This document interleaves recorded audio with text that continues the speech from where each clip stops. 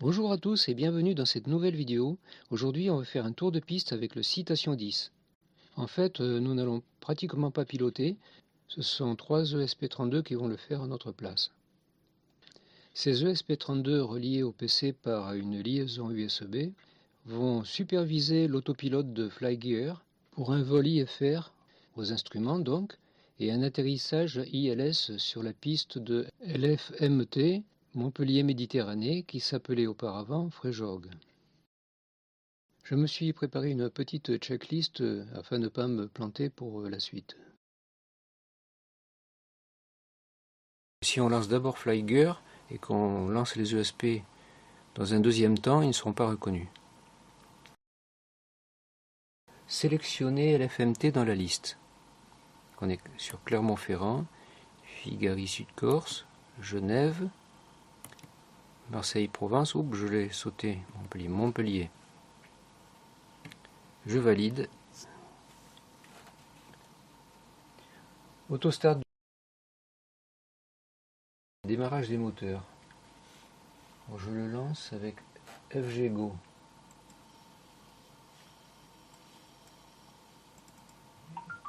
Tout écran.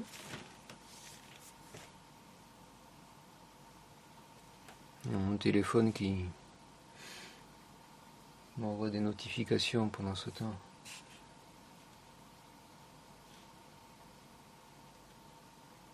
J'attends que le programme soit fini de s'initialiser. Chargement des scènes.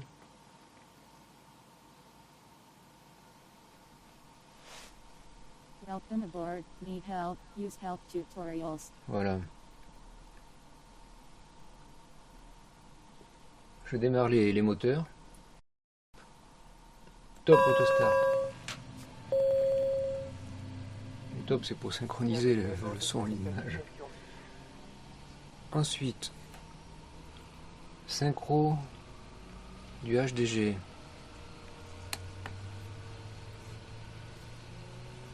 Pour le pilote automatique de façon à ce qu'on soit bien parallèle à la piste. Attendre gaz au mini que la pression hydraulique soit établie. Je pense que c'est fait. Je freine et je désengage le frein de parking. Avec CTRL B, voilà. On appuie d'alerte sur le panel. On peut décoller. Évidemment, je mets la manette des gaz à mi-gaz, ce qui n'est pas génial. Alors, je mets les gaz, je lâche les freins, je pars dans le décor. Il faut dire que je règle la dérive avec ce petit potentiomètre, comme je vous ai expliqué sur le site. À cause de mon petit lapin. Rotation.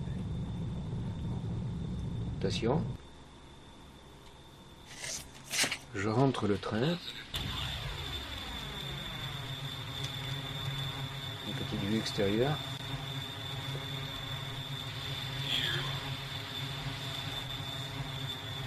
Je surveille la vitesse, on est déjà à 200 nœuds. Je réduis un petit peu les gaz. Je mets en palier. Et j'enclenche l'autopilote avec la touche Q. L'autopilote de Flygear. Je règle le cap. Je quitte l'axe de la piste par la gauche. En pilotage automatique.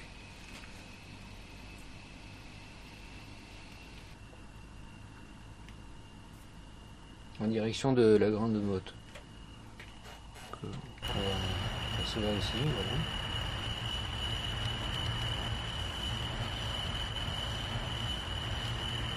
On va changer l'échelle de la carte. Voilà, le premier cercle qui apparaît, c'est le cercle des 10 nautiques. Arrivé à peu près à la verticale de la grande motte, je vais repasser sur une trajectoire parallèle à la piste.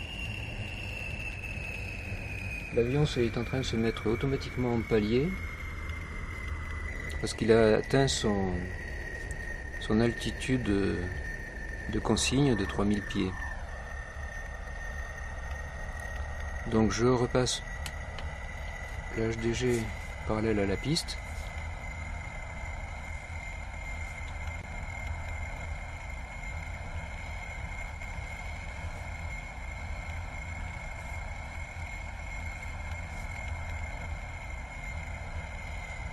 Actuellement, donc le pilotage se fait déjà par le SP32 qui lui-même pilote l'autopilote de Flygear.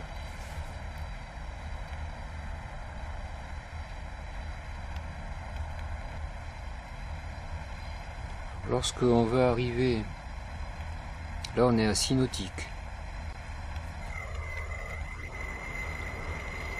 Lorsqu'on va dépasser les 10 nautiques, on va tourner à droite. Alors vous remarquerez que j'ai laissé des flaps. Bon, parce que je compte me reposer immédiatement. Donc je fais le tour de piste avec les flaps. Normalement, là, à ce stade-là, on aurait rentré les flaps. Et on continuerait à prendre de l'altitude, évidemment.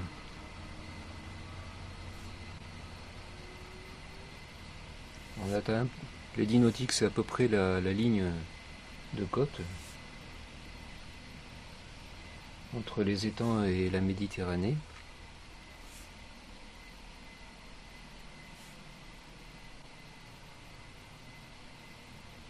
On va être à peu près au Sainte-Marie de la Mer. Alors tout n'est pas représenté dans Flygear. Voilà, on atteint les 10 nautiques. On peut regarder à d'autres échelles. Hein. Voilà, là on voit le cercle des 20 nautiques.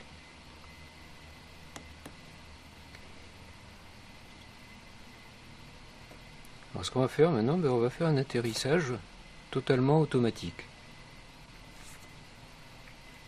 C'est-à-dire qu'on va tourner à droite de 90 degrés. Alors, 30, 60, 90.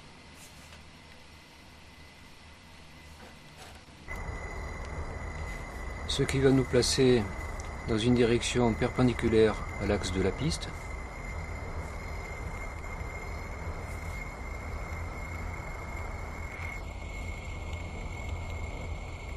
Bon, l'inclinaison est de 30 degrés maximum, automatiquement. Voilà, l'avion s'est stabilisé. Maintenant, on passe en approche automatique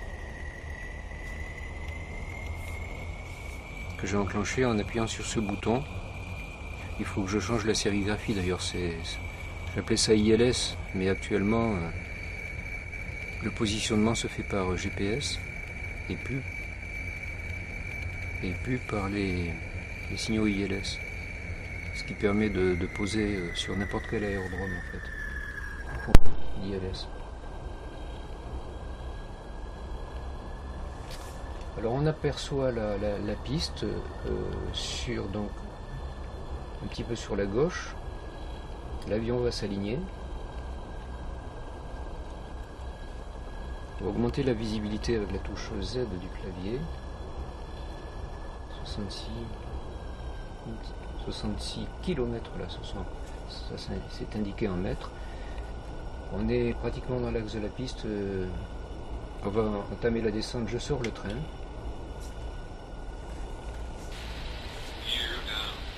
Et en fait là je n'ai pas le manche en main, tout se fait automatiquement actuellement. Je vais montrer mes mains, elles sont là. Je ne pilote pas. Sur la gauche on aperçoit la ville de Palavas.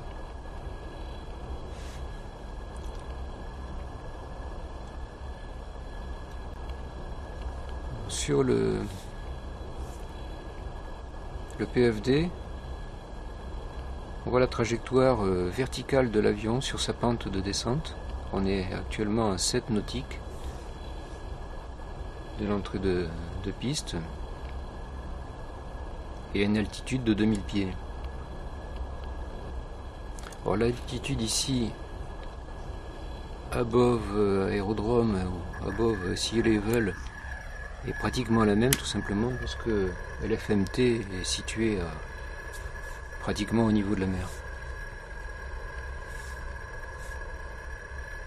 À 17 pieds, en fait, au-dessus du niveau. Voilà, alors l'approche continue automatiquement. La vitesse est réglée également automatiquement. Nous sommes actuellement à 150 nœuds. Elle va être réduite sans que je touche à rien. Au passage, je vous indique que les voyants sur le PFD passent tous au vert. G, c'est le glide, c'est dans le plan vertical.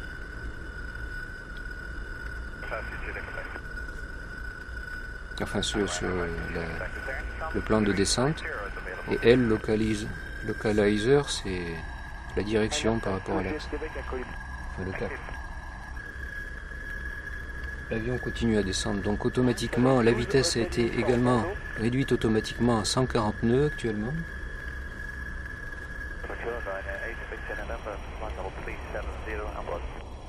On peut zoomer sur la carte pour voir ce qui se passe, mais là j'ai un petit problème avec le caméscope, c'est que l'image de la carte est saturée. En réalité, elle est à l'œil nu, elle est très nette. Sur le SP32 de droite, sur l'affichage de droite. Nous sommes actuellement à 2 nautiques et à 500 pieds. L'avion continue sa descente à 140 nœuds. Bon, je prends le manche en main quand même, je vais devoir au moins freiner et baisser les gaz. Si ce n'est que les gaz sont actuellement gérés automatiquement. Mais l'autopilote de Flygeur va se désembrayer. Et je l'ai réglé pour qu'il se désembraye très bas. De mémoire à 50 pieds. Vous voyez, là pour l'instant je ne touche à rien.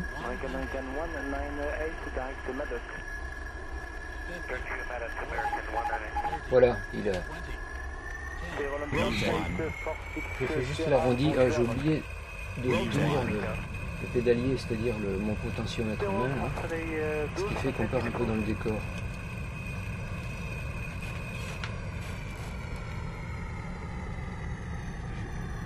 J'ai oublié de baisser les gaz, du coup ça m'a distrait.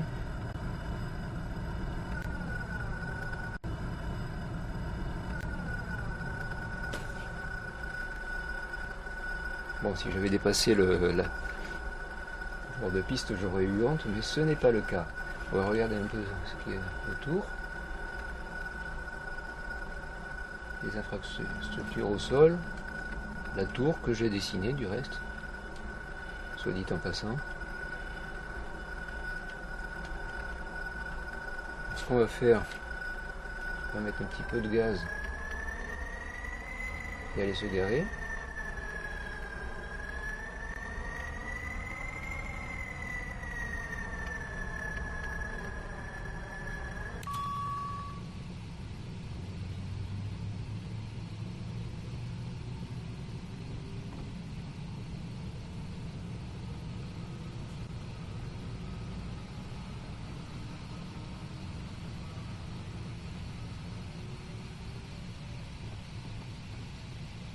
Alors les traces au sol disparaissent pour la simple raison, c'est que j'ai plaqué une image de vue satellite par-dessus les cartes prédessinées de Flygeur, et sur l'image satellite, il n'y a pas les tracés, ou du moins elles ne sont pas assez précises pour qu'on les voit.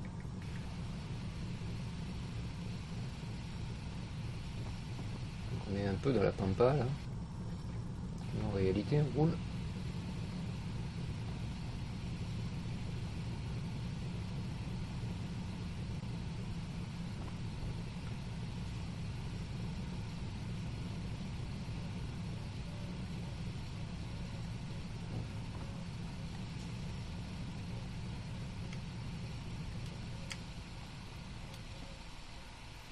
je m'arrête un peu n'importe où parce que j'ai pas une vue d'ensemble. On va tout. On va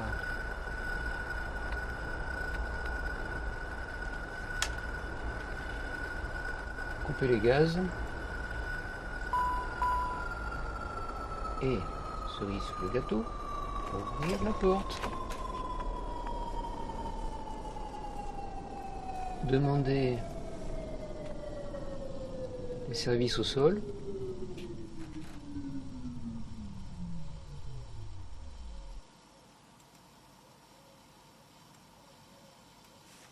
Rechargement des batteries. Le camion de fuel. On va connecter son tuyau. Et voilà. On peut faire un petit coucou au pilote.